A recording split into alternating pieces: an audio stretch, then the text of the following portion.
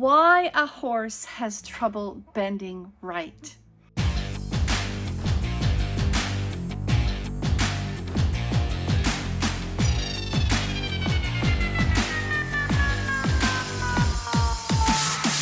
So hi, I'm Chris Adderson. I'm the founder of the Harmony for the Horse online riders program. And if you want to get notified of these free trainings, just click on the bell icon. This is such a common question. So today we're going to talk about this. And here's how you may know that you have a bending problem. Let me know if you have experienced any of these things I'm just going to tell you right now. Maybe you're getting progress, but it's not as much progress as you're wanting, right? You're getting partial results, but it's never smooth and flowing turn. It's kind of sticky or a bend. Your horse seems willing to cooperate somewhat, but not totally willing. Your horse doesn't really want to be with you, perhaps, or your horse gets distracted easily, maybe spooky. It just goes on and on and on. I'm going to break down how you can deal with all of these problems by fixing the root cause. And the root cause is clarity. It's your clarity, your riding, the clarity that you have in your riding. Because the clearer you are, the easier it is for your horse to mirror that clarity back to you. Right? The easier it is for everybody to understand what's going on, and the easier it is for you to get the results that you're looking for. And I can tell you this because I've helped so many riders and their horses in so many different disciplines. It doesn't matter if you're doing dressage, if you're jumping, if you're doing eventing, endurance, whatever it is. All these disciplines, I've helped them to fix their problems and the problems with their horses. And it usually comes down to clarity. And clarity isn't just what you're doing with the aids. It's more than that. It's the understanding that you have and how you can create lightness and balance with your horse. So now there are very few people who do this and who train this and who teach this. And it's basically a remedy for all kinds of difficulties that riders have with their horses. Horses are horses and they need to be balanced, right? Riders are riders and they need to be balanced. Whether you're in dressage, in Western riding, whatever, we all need to have balance within our bodies and with in our horses' bodies. So the number one thing that I'm going to talk about, and I'm going to give you 2 pointers here. Number one is that you are either promoting healthy movement or dysfunctional movement.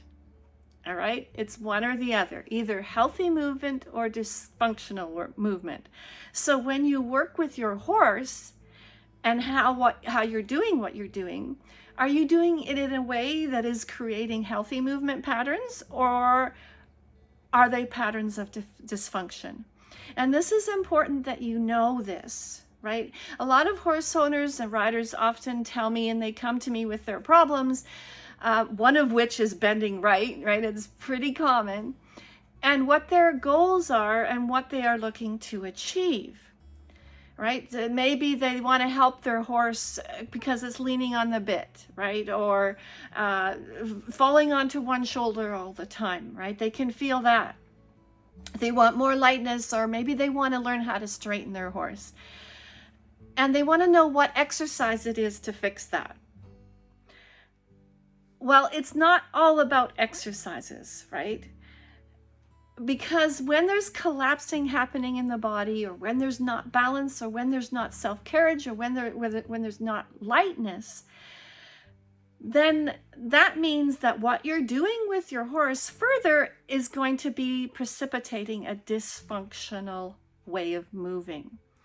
Right? Other things like building top line, better lateral movement, or rehabbing from an injury, it's all the same. It's all relating to this one thing, either healthy movement or dysfunctionally moving. But actually, what the riders don't understand is how the horse got there in the first place. Okay, so how does your horse get there in the first place? Or how is your horse actually moving, right? So they tend to focus on the exercises and picking this exercise and doing that, and not actually having the knowledge on how their horse moves or how the horse got there in the first place. So let me give you an example.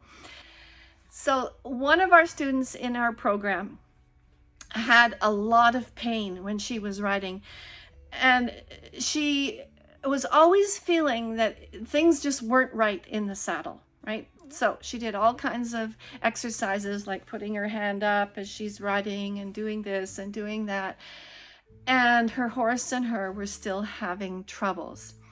And so she would fix one thing, or she thought she fixed one thing, and then something else would show up. So I remember clearly her telling me this story about how she felt she had fixed the horse's ability to look right, but then she felt that there was fishtail happening behind, like the hind end was like kind of not there. And so what we did, and this is what we do in our program, is we taught her how to make the shift that she needed to make to understand this. We taught her how to experience movement coming through her, right? How does movement come through her body? And this is what's different. This is what is unique about our program, as well as some other things. But what it is that it's not just theory. It's just not tasks to do. It's just not motivation or whatever. It teaches you the whole thing on how movement comes through your body and how to experience that, how to feel that. What does it feel like when movement is coming through your body and not being blocked somewhere? That's crucial. And so what we did with this rider in our program is we helped her to see it, right? And so she was saying things like this, like, oh, I never thought of it that way, right? I was doing it this way, and I knew it didn't make sense to me, but I didn't know what to do. So she could see it. And so my job was, first of all, to help her to release the pattern in her body as a rider, right?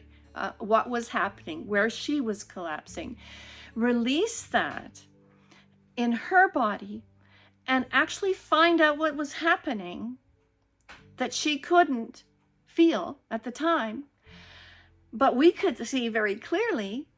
Release the energy around that and release that pattern, and give her a more effective way to work, right? A more effective way to ride, a more effective way to approach your horse. And so Janice was her name. And so Janice then let me know that she experienced this in her body, and she experienced that the movement was coming through, and what a difference that made for her horse. And once she could connect in this way with her horse, it was strikingly obvious, right? Before she couldn't feel it, but now she could actually feel what was happening within her horse's body, whereas she couldn't before that. So it helped her to see what we did with her. It helped her to see what was going on. It helped her then to feel it, to then experience it. And then that helped her to see what she needed to do to help her horse to get there. And this is totally essential. Let me know if this makes sense for you, right? That we can't help our horses until we know exactly what's going on within our bodies first, and then understanding how our horses' bodies move. All right, so now back to Janice. She now could bend her horse right. Her horse was now able to bend right. And so this is how we have a healthy, balanced, and light self-carrying body, right? Not just the exercises and picking exercises that maybe aren't relevant. This is how we have the balance. This is how we search for it.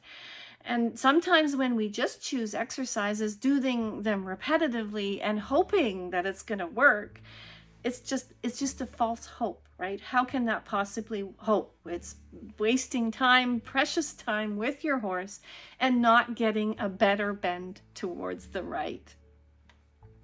All right, the next thing, number 2, is form to function. All right, and there is so much information about this on the internet. You can Google it, you can find information about the concept of form to function, form and function to form, right? Vice versa. Understanding the biomechanics of that, even if you're a recreational rider, right? Even if you're just wanting to do trail ride, there's a lot that's involved with trail riding, right? Because the minute that we do something with our horse, even on the lunge, right, we're noticing the horse is not bending to the right. Even if, we're riding on the trail, whenever we do something to our horse, we need to take the responsibility upon ourselves to get the knowledge and to understand what's going on within their body. So there's lots of that around, right? Lots of scientific evidence about tensegrity and all those kinds of things. But what's not there is how to teach the rider how to feel it or how to experience it, right? I first learned this back when I was a professional dancer, and this is where I first experienced it, and was from one of my teachers. Her name was Patricia Beatty, and she wrote the book called Form to Function. It was just a little small book back then, many, many years ago. And she wrote this book, and this is where I first learned some of the theory behind it. And then I could apply and implement the theory to what I was actually doing with my body. And what it basically is working with the spine from a theoretical perspective, right? And what the spine is doing. Understanding what the spine is doing. When you understand that, then the legs are free to move, the limbs are free to move, the head and neck is free to move, and you will have a nice bend right. And when you have a good bend right and you have a horse who's moving correctly and properly, then other problems like spookiness that I talked about at the beginning, or willingness, they just disappear because the horse wants to be with you, because you know how to help the horse. You know how to guide the horse with any dysfunctions that the horse has. And every horse has it. Every human has it. So this is really essential, imperative information that'll help you.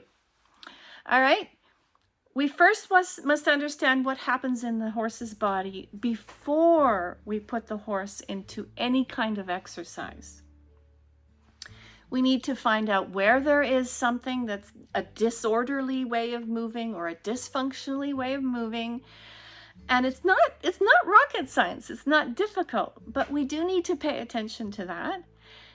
And then when we know that, we can work our horses in such a way that the dysfunction or any restriction or any blockages are corrected.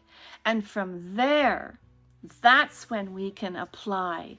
That's when we can really ride our horses, because we know the time that we're investing with our horse is going to be for the benefit of both us and our horse, not degrading the horse, right? So in other words, if you want to train your horse correctly, you need to understand what is happening in the body. Your body, your horse's body, what movement is correct for you, what movement is correct for your horse, and what is dysfunctional before you even ask the horse to move in any way. If you'd like help with any of these things that I've talked about, if you want to find the core issues of your movement and your horse, then click on the link that's somewhere around here, above or below or on this video. You can click on it, you can copy and paste it, you can go to this link, and we will have a chat with you, set up a time where we can find out how we can help you with those things that we just talked about here today. All right, so click on the link and we can see how we can help you. All right. Thanks so much for being here. Bye for now.